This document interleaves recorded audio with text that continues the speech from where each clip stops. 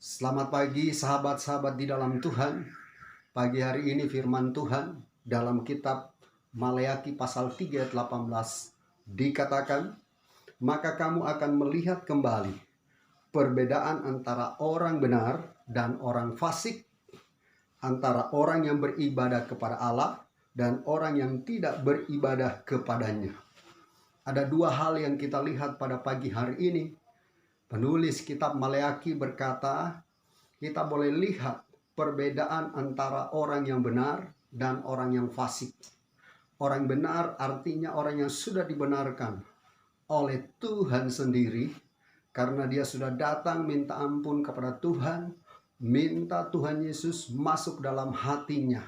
Sementara orang fasik adalah orang yang tidak percaya kepada firman Tuhan atau tidak percaya kepada Tuhan. Jadi penulis Maleakhi berkata bahwa ada perbedaan antara orang yang benar dan orang yang fasik. Dan saya mau beritahukan kepada kita semua, mari kita tampil sebagai orang yang benar, sehingga kita boleh memahami kehendak dan rencana Tuhan. Kita dibenarkan karena darah Kristus, kita dibenarkan dan diselamatkan karena pengorbanan Kristus.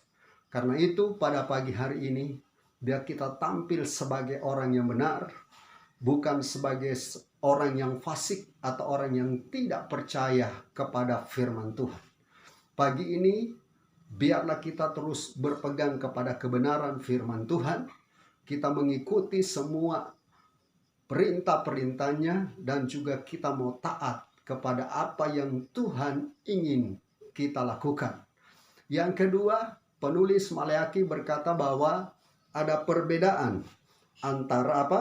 Antara orang yang tidak beribadah dan juga orang yang beribadah kepada Tuhan.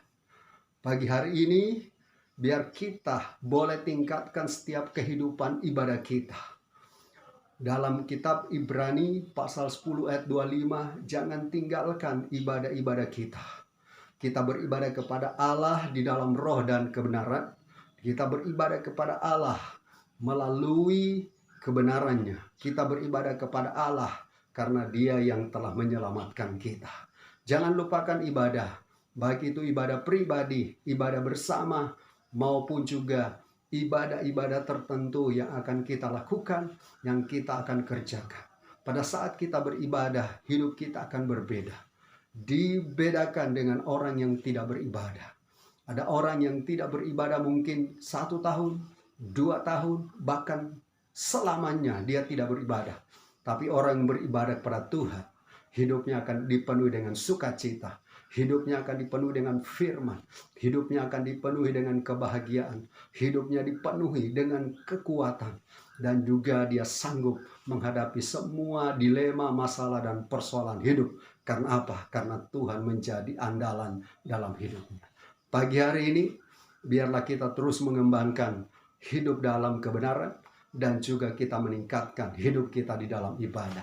Tuhan Yesus memberkati kita semua, tetap maju, salam sehat, Tuhan mengurapi dan memberkati kita anak-anaknya. Haleluya.